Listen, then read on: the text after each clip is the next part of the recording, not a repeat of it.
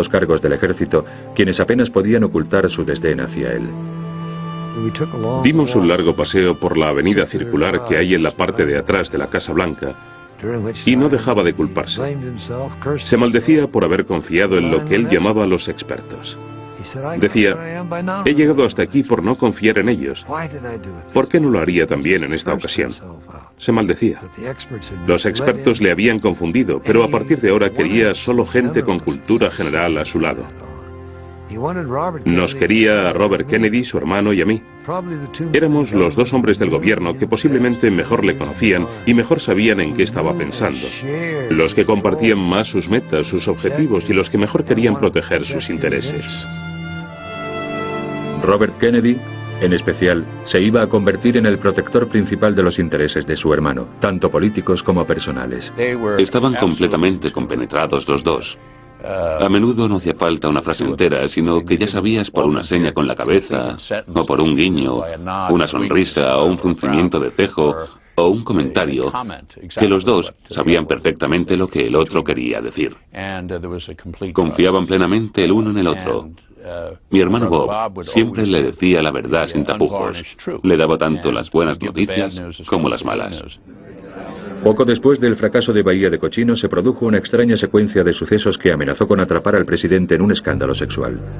Durante su campaña, Jack Kennedy había ido a Las Vegas para conocer a Frank Sinatra y a otros miembros del Rat Pack, entre los que se encontraba el cuñado de Kennedy, Peter Lawford. Durante su estancia en el Hotel Sands, conoció a Judith Campbell, con la que empezó una relación sentimental. Kennedy no sabía que Campbell era también la novia de Sam Giancana, uno de los capos de la mafia que la CIA había contratado para matar a Castro. Campbell empezó a visitar regularmente a Kennedy en la Casa Blanca. Cuando Hoover se enteró, advirtió a Bobby de que su hermano andaba en malas compañías y añadió que todo el asunto quedaría archivado. Si hubiéramos sabido que Kennedy se estaba acostando con la querida de Sam Giancana, habríamos hecho algo al respecto. Pero ¿quién lo sabía? Kennedy lo sabía, tal vez su hermano, pero J. Edgar Hoover lo sabía seguro. Y si éste hubiera querido airear el asunto, habría venido a nosotros y nosotros habríamos ido a nuestros superiores diciendo, ¿podemos usar esto? Pero J. Edgar Hoover jamás nos pasó esta información. ¿Por qué? Porque ese era el poder que tenía no solo sobre Kennedy, sino sobre muchos congresistas. Ese hombre era un artista del chantaje. Campbell no era la única aventura de Kennedy. Se rumoreaba que el presidente mantenía una relación con la actriz Marilyn Monroe.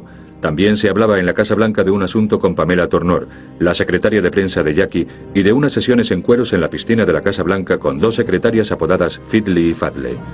Por último, acaba de salir a la luz, después de 40 años, una supuesta relación sentimental con una interna de la Casa Blanca. Su vida era una carrera contra el aburrimiento. Lo evitaba ya fuera con las mujeres, el peligro, el riesgo. Quería ser el presidente de los Estados Unidos sencillamente porque era el trabajo más emocionante del mundo. Kennedy creía que su vida privada era solo asunto suyo, que sus amigos de la prensa respetarían su derecho a la intimidad siempre y cuando todo ello no afectara a su desempeño en el trabajo. Los políticos podían tener vidas sexuales de lo más desenfrenadas, que nadie escribía sobre ello, porque era una regla tácita, y Jack Kennedy vivía en una burbuja o en un mundo donde era relativamente seguro hacer ese tipo de cosas. El presidente Kennedy no habría podido sobrevivir en el clima político actual. Todas las cosas, todas las ilusiones que fue capaz de crear, no habrían sobrevivido en este clima tan intenso, tan cínico, escéptico, agresivo y abrasivo en que vivimos hoy. A lo largo de los años, estas revelaciones han ido empañando la imagen de Kennedy. Ese era su lado irresponsable, su lado estúpido, y es realmente decepcionante. No entiendo cómo un hombre con una sensibilidad y una perspicacia semejante para evaluar los problemas mundiales y la política interior podía en cambio hacer algo así. Que pecara de esa falta de disciplina personal cuando en otras áreas la tenía. Es algo que no entiendo y que no entenderé nunca. Mientras estuvo vivo, se acallaron los rumores. Lo que los norteamericanos veían de Kennedy era una imagen cultivada por el incipiente poder de la televisión. Preparaban cuidadosamente la imagen que querían transmitir al público norteamericano. Es decir, esa imagen en muchos sentidos, falsa, de vigor y de fuerza, y ese ideal norteamericano de familia. Sin embargo, el vínculo que se estaba creando con el público iba más allá de la lealtad política. A los norteamericanos les gustaba la familia presidencial y empezaban a tratarles con la misma adulación reservada normalmente a las estrellas de cine. A Jack le encantaba, pero a Jackie le resultaba molesto y agobiante. Se había trasladado a la Casa Blanca 6 semanas después de dar a luz a John. Sus esperanzas de poder pasar a un segundo plano se habían evaporado. La nación estaba obsesionada con todos los aspectos de su vida. Querían conocer hasta los detalles más nimios. Llegaban cartas a montones. Cada madre que había tenido un bebé le escribía a la señora Kennedy preguntándole qué tal estaba el pequeño John, qué comía, qué hacía para que echara los gases y si los echaba bien o no. Todo este tipo de preguntas personales.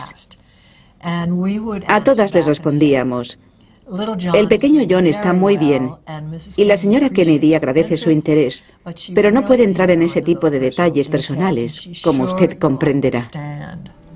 Pero quitarse a la prensa de encima no resultó tan fácil. Por primera vez, los periódicos designaron a periodistas para cubrir las noticias sobre la primera dama.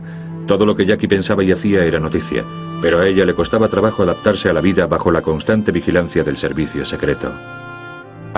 Estuve un par de veces en la Casa Blanca con Jackie y se la veía descontenta. Me decía, esto es como un hotel. No hay manera de tener vida privada. En cada pasillo te encuentras siempre acechando a alguien del servicio secreto. Me da la impresión de que no le gustaba vivir allí. Pero el desagrado que sentía por su residencia no lo era todo. Había algo más. 3 meses después del nacimiento de John, Jackie daba muestras de sufrir una depresión.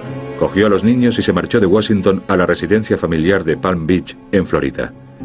Ni siquiera los empleados más allegados a Kennedy sabían que el presidente había llamado al Dr. Jacobson, el médico que lo había tratado extraoficialmente durante la campaña electoral y desde entonces.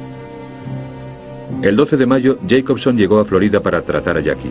Esa misma tarde, la migraña de Jackie había desaparecido.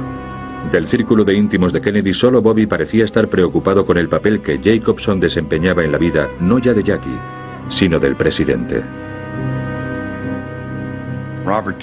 Tanto Jackie Kennedy como Robert Kennedy empezaban a preguntarse qué diablos está en realidad tomando, qué diablos está inyectando en la pierna todos los días. De manera que Bobby decidió echar un vistazo al botiquín del presidente y coger algunas de las ampollas para llevarlas al laboratorio del FBI y que las analizaran.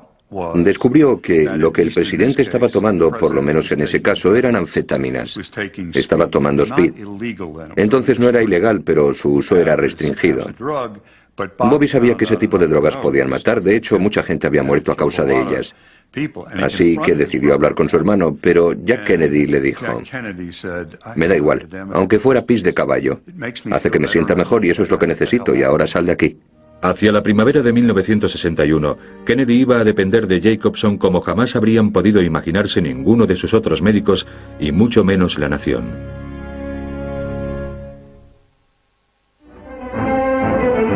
La tarde del 16 de mayo, Kennedy llegaba a Canadá. Para el nuevo presidente era algo más que una visita de cortesía.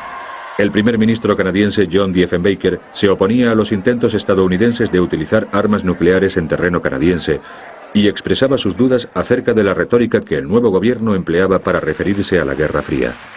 Desde el Parlamento, Kennedy se dirigió al pueblo canadiense para solicitar su apoyo. For it is clear that no free nation can stand alone to meet the threat of those who make themselves our adversaries. That no free nation can retain any illusions about the nature of the threat, and that no free nation can remain indifferent to the steady erosion of freedom around the globe. A esto le siguió uno de esos momentos intrascendentes que tienen lugar durante muchas visitas oficiales. El presidente tenía que plantar un árbol delante de la casa del gobierno, algo que ni siquiera salió en las noticias de la tarde. Aunque Kennedy no dejó que se notara, el acto agravó seriamente su problema crónico de la espalda y se marcharía de Canadá en medio de dolores insoportables.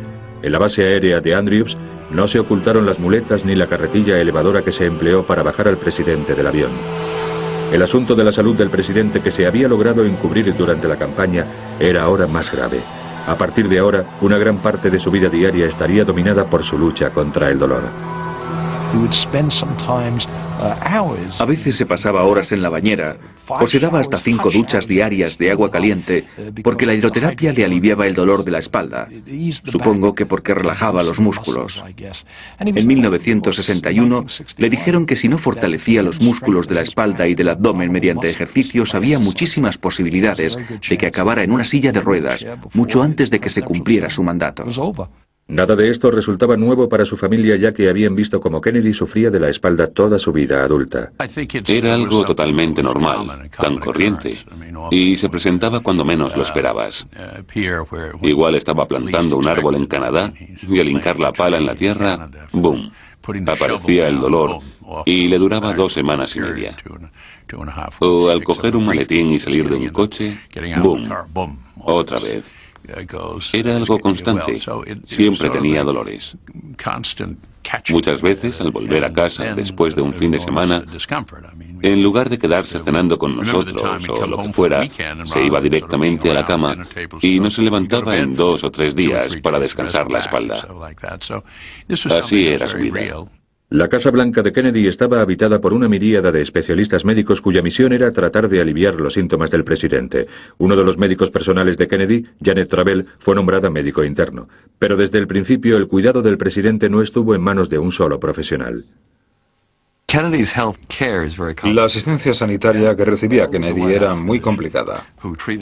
Janet Travell era el médico de la casa y le trataba regularmente. Sus secretarios trajeron también al almirante Berkeley y al doctor Hans Kraus, y a otros médicos porque pensaban que la doctora Travell se excedía en su tratamiento. Por otro lado, Max Jacobson estuvo tratándole durante varios años de forma extraoficial, y hasta hoy nadie sabe qué tipo de medicamentos le recetaba. El presidente no iba a tener la ocasión de recuperarse completamente de su recaída. Le esperaba uno de los viajes al extranjero más importantes de toda su presidencia. Primero una parada en París para reunirse con Charles de Gaulle y después un viaje a Viena para reunirse con el presidente soviético Nikita Khrushchev. La víspera del encuentro, Kennedy se presentaba ante el Congreso para advertir de los peligros e instar a todos los norteamericanos a prepararse para lo impensable, una guerra nuclear. A miscalculation, an accidental war, or a war of escalation, in which the stakes by each side gradually increase to the point of maximum danger, which cannot be either foreseen or deterred. It is on this basis that civil defense can be readily justifiable. También era una respuesta a un golpe propagandístico de los soviéticos. Hail to the hero of the cosmos. El primer hombre que pisó el espacio fue el cosmonauta ruso Yuri Gagarin. Todo un triunfo, dijo Khrushchev, que demuestra que el comunismo y no el capitalismo encabezará la exploración de la nueva frontera. 3 semanas más tarde, los estadounidenses respondían al reto. Alan Shepard se convertía en el primer norteamericano que iba al espacio. Kennedy utilizó su aparición del 25 de mayo ante el Congreso para anunciar el desafío científico más osado desde el proyecto Manhattan. I believe that this nation should commit itself to achieving the goal before this decade is out of landing a man on the moon and returning him safely to the earth. No single space project in this period will be more impressive to mankind or more important for the long-range exploration of space, and none will be so difficult or expensive to accomplish. Una vez lanzado el reto a los científicos norteamericanos, Kennedy sentía que les había ganado la baza de nuevo a los soviéticos. Ahora estaba listo para volar a Europa. Pero antes pasaría un fin de semana en su residencia del Cabo. Y los que mejor querían proteger sus intereses. Robert Kennedy, en especial, se iba a convertir en el protector principal de los intereses de su hermano, tanto políticos como personales. Estaban completamente compenetrados los dos. A menudo no hacía falta una frase entera, sino que ya sabías por una seña con la cabeza, o por un guiño, una sonrisa. Los cargos del ejército, quienes apenas podían ocultar su desdén hacia él. Dimos un largo paseo por la avenida circular que hay en la parte de atrás de la Casa Blanca, y no dejaba de culparse. Se maldecía por haber confiado en lo que él llamaba los expertos. Decía, he llegado hasta aquí por no confiar en ellos. ¿Por qué no lo haría también? De sucesos que amenazó con atrapar al presidente en un escándalo sexual. Durante su campaña, Jack Kennedy había ido a Las Vegas para conocer a Frank Sinatra y a otros miembros del Rat Pack, entre los que se encontraba el cuñado de Kennedy, Peter Lawford. Durante su estancia en el Hotel Sands, conoció a Judith Campbell, con la que empezó una relación sentimental. Kennedy no sabía que Campbell era también la novia de Sam Giancana. También en esta ocasión. Se maldecía. Los expertos le habían confundido, pero a partir de ahora quería solo gente con cultura general a su lado. Nos quería a Robert Kennedy, su hermano y a mí. Éramos los dos hombres del gobierno que posiblemente mejor le conocían y mejor sabían en qué estaba pensando. Los que compartían más sus metas, sus objetivos. Risa o un fruncimiento de cejo o un comentario, que los dos sabían perfectamente lo que el otro quería decir. Confiaban plenamente el uno en el otro. Mi hermano Bob siempre le decía la verdad sin tapujos. Le daba tanto las buenas noticias como las malas. Poco después del fracaso de Bahía de Cochinos se produjo una extraña secuencia